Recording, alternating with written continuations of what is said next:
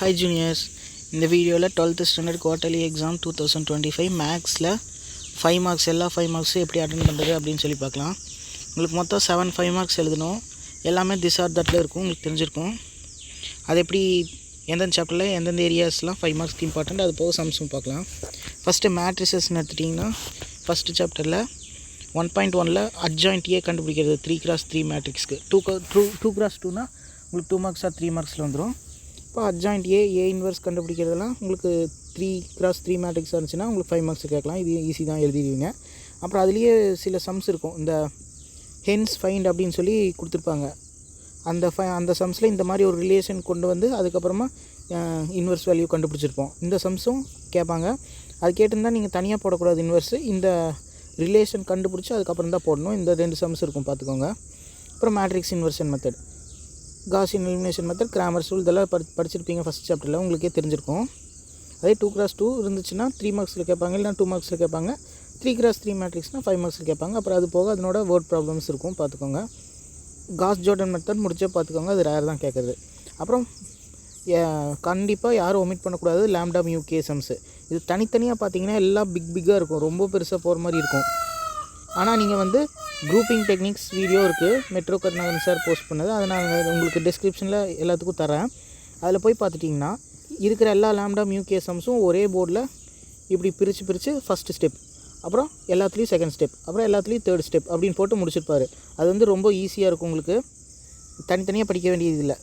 30 மினிட்ஸில் எல்லா சம்ஸும் முடிச்சிடலாம். 1.6 1.7 இருக்கிறது. நெக்ஸ்ட்டு இஃப் டஃப், ஒரு வேளை கொஸ்டின் பேப்பர் டஃப்பாக இருந்துச்சுன்னா கெமிஸ்ட்ரி சம்ஸ் கேட்பாங்க, அந்த C6 அந்த சம்ஸ் இருக்குல்ல, அது கேட்பாங்க. அப்புறம் இந்த சம் ஒன்று இருக்கும், இது சம்டைம்ஸ் மேபி கேட்கலாம் டஃப்பாக இருந்தால். நெக்ஸ்ட்டு காம்ப்ளெக்ஸ் நம்பர்ஸில் என்ன கேட்பாங்கன்னா பியூர்லி ரியல் இமேஜினரி ப்ரூவ் பண்ண சொல்லி இருக்கும். 2.5ன்னு நினைக்கிறேன். இது ஈஸி தான், z bar = -z அப்படின்னு சொல்லி சம்திங் ப்ரூவ் பண்ணுவோம். அப்புறம் அது போக 2.6லேருந்து தான் 2.6 2.7 2.8 கடைசி 3 எக்ஸைஸ் தரவாக பார்த்துட்டிங்கன்னா செகண்ட் சாப்டரில் எப்படி டஃப்பாக வந்தாலும் நீங்கள் எழுதிடலாம். இது ப்ரூவ் பண்ணுற சம் இருக்கும். அப்புறம் ஆர்கியூமெண்ட் ஆஃப்னு சொல்லிட்டு ஜெட்டுக்கு பதிலாக x = x + iy அப்படின்னு சொல்லி போட்ட சம்ஸ் இருக்கும், அதை ஒமிட் பண்ணக்கூடாது. இந்த மாதிரி ஈக்குவேஷன் வந்து ப்ரூவ் பண்ணுற மாதிரி இருக்கும். அப்புறம் காசு சைனு டேனு இதை வச்சு சில சம்ஸ் இருக்கும் அது. அப்புறம் சால்வ் த ஈக்குவேஷன் அப்படின்னு சொல்லிட்டு z³ + 27 z³ + 8 இருக்கும் அது. அப்புறம் இந்த சம்மு இது சின்னதாக இருக்கும், ஆனால் இது 5 மார்க்ஸ் தான், பப்ளிக்கில் லாஸ்ட் இயர் கேட்டது. அப்புறம் cube roots of unity, 4th roots of unity. அவ்வளோதானு கேட்டிங்கன்னா மெயினாக ஒன்று இருக்குது, அதை நான் இன்னும் சொல்லவே இல்லை, ட்ரையாங்கிள் இன்இக்வாலிட்டி. இதை ஸ்கிப் பண்ணவே கூடாது. இந்த வருஷம் பப்ளிக்கில் கேட்குறதுக்கு ஹை சான்சஸ் இருக்குது, ஏன்னா லாஸ்ட் 2 இயர்ஸாக இது கேட்கவே இல்லை. அதனால் உங்களுக்கு சான்ஸ் இருக்குது, இதை தயவு செஞ்சு ஸ்கிப் பண்ணாதீங்க. இப்போ குவார்ட்டர்லி எக்ஸாம்லேருந்து ஒவ்வொரு டைமாக பார்த்துட்டு போனீங்கன்னா தான் உங்களுக்கு லாஸ்ட்டில் புரிஞ்சிருக்கும். லாஸ்ட்டில் கடைசி டைமில் ரிவிஷன் பப்ளிக் எக்ஸாமில் இதை படிக்கலான்னு நினச்சிங்கன்னா அவங்களுக்கு எல்லாம் மறந்துடுவோம், படிக்க முடியாது அதை. அதனால் இப்போதுலேருந்தே பார்க்க ஆரம்பிச்சிருங்க இந்த சம்ஸ், சரி அந்த தியரம். அப்புறம் தேர்ட் சாப்டர் தியரி ஆஃப் ஈக்குவேஷன்ஸில் 3.1ல் ஒரே ஒன்று தான் இருக்கும், இது ஒன்று தான் இருக்கும், இது சிம்பிளாக தான் இருக்கும். இந்த சம்மு கேட்பாங்க. அப்புறம் 3.2ல் ஏபிஜிபி வச்சு போடுற சம்ஸ் இருக்கும். 3.3ல் x⁻6 + x5 இது மாதிரி 6ல் வர ஈக்குவேஷன் கொடுத்துட்டு அதனோட 2 ரூட்ஸ் கொடுத்துருவாங்க. நீங்கள் அதோட காஞ்சுகேட்டை வச்சு மிச்சம் 2 ரூட்ஸ் எழுதிடுவீங்க. அப்போ 4 ரூட்ஸ் கிடச்சிருச்சா, 4 5 6 பேலன்ஸ் 2 ரூட்ஸ் தான் இருக்கும். அது நீங்கள் சிம்பிளாக எழுதிடலாம். இது பார்க்குற பெருசாக இருக்கும், 5 மார்க் தான், ஆனால் ரொம்ப சின்னது, 4 ஸ்டெப்ஸ்லேயே போட்டு முடிக்கிற மாதிரி தான் இருக்கும். இந்த சம்ஸ் ஒமிட் பண்ணாதீங்க, பார்த்துருங்க. அப்புறம் 3.4ல் இந்த 4 ப்ராக்கெட் கொடுத்து அதை சால்வ் பண்ண சொல்லுவாங்க. இதுக்கும் குரூப்பிங் டெக்னிக்ஸ் வீடியோ இருக்குது, அதில் வந்து எந்த 2 பேரை பேர் பண்ணணும், அப்படி எப்படி பேர் பண்ணுறது கஷ்டமாக இருக்கும் உங்களுக்கு, எந்த 2 பேரை பேர் பண்ணணும்னு உங்களுக்கு தெரியாது, அது குரூப்பிங் டெக்னிக்ஸில் எக்ஸ்பிளைன் பண்ணியிருப்பாரு. அந்த வீடியோ நான் எல்லாமே லிங்க்கில் கொடுக்குறேன், பார்த்துக்கோங்க. அப்புறம் 3.5ல் 3 4 ரெசிப்ரோக்கல் ஈக்குவேஷன்ஸ் 6x⁴ அது மாதிரி இருக்கும். நீங்கள் x + 1/x அது மாதிரி சப்ஸ்டியூட் பண்ணி எழுதுவீங்க. x + 1/xனா y, x² + 1/x² y² - 2 அப்படின்னு சொல்லி சப்ஸ்டியூட் பண்ணி எழுதுகிற சம்ஸ் இருக்கும், ரெசிப்ரோக்கல் ஈக்குவேஷன்ஸ் அப்படின்னு சொல்லிட்டு, அதை பார்த்துக்கோங்க. 3.6 அது ஈஸி தான், நீங்கள் சைன் மாற்றி டக்குன்னு எழுதிடலாம். அப்புறம் ஜென்ரலாக சால்வ் அப்படின்னு சொல்லிட்டு ஏதோ ஒரு ஈக்குவேஷன் தந்துடுவாங்க. தேர்ட் சாப்டரில் எல்லா எக்ஸசைஸ்லேயும் இருக்கும் மேக்ஸிமம். அந்த எல்லா மாடலையும் குரூப் பண்ணி அதே மாதிரி தான் எல்லா சம்ஸ்லேயும் ஒவ்வொரு மாடல் குரூப்பிங் டெக்னிக்ஸ் வீடியோ இருக்குது, அது உங்களுக்கு லிங்க்கில் தரேன் சார், டிஸ்கிரிப்ஷனில் தரேன். அப்புறம் இன்வெர்ஸ் ட்ரிக்னாமெட்ரி 4th சாப்டரில் 4.2ல டொமைன் கண்டுபிடிக்க சொல்லி சைன் சம்ஸு அப்புறம் காசு வச்சு டொமைன் கண்டுபிடிக்கிறது இருக்கும். அது மட்டும்தான் 5 மார்க் உங்களுக்கு 4.2ல. அப்புறம் 4.5 முடிஞ்ச வரைக்கும் ஃபுல்லாக பார்த்துருங்க. டேன் சம்ஸ் எதுவுமே ஸ்கிப் பண்ண வேண்டாம். இருக்கிற எல்லா டேன் சம்ஸுமே குரூப் பண்ணி அது ஒரு குரூப்பிங் டெக்னிக்ஸ் வீடியோ இருக்குது, அதுவும் லிங்க் தந்துடுறேன் நான் உங்களுக்கு. அப்புறம் கிரியேட்டட் கொஸ்டின்ஸ் இதுலேருந்து கண்டிப்பாக வரக்கூடியது sine inverse, cos inverse, tan inverse. At least இந்த 3 ஃபங்க்ஷனுக்கு சைன் காஸ் டேனுக்கு மட்டுமாவது நீங்கள் கிராஃப் வரைய தெரிஞ்சிருக்கணும். அதுவும் குரூப்பிங் டெக்னிக்ஸ் இருக்குது. அது நீங்கள் தனித்தனியாக பார்க்கும்போது கஷ்டமாக இருக்கும். குரூப்பிங் டெக்னிக்ஸ் வீடியோவில் பார்த்தீங்கன்னா உங்களுக்கு எல்லாமே ஈஸியாக தான் இருக்கும். அதுவும் உங்களுக்கு டிஸ்கிரிப்ஷனில் தந்துடுறேன். இதை மேக்ஸிமம் இதில் நான் தந்திருக்கிற டாபிக்ஸ்லேருந்து தான் 5 மார்க் வரும், இதை தாண்டி வராது. Next 5.2 5th chapter. இதில் பார்த்தீங்கன்னா 5.1ல் 5.10 5.1ல் 6 ஈக்குவேஷன் ஆஃப் சர்க்கிள் கண்டுபிடிக்கிறது. 1.0 -1, அப்படின்னு இருக்கும். இது சிம்பிளாக நீங்கள் 2 ஸ்டெப்ஸ்லையும் கூட எழுதிடலாம், உங்களுக்கு 5 மார்க்ஸ் தந்துடுவாங்க.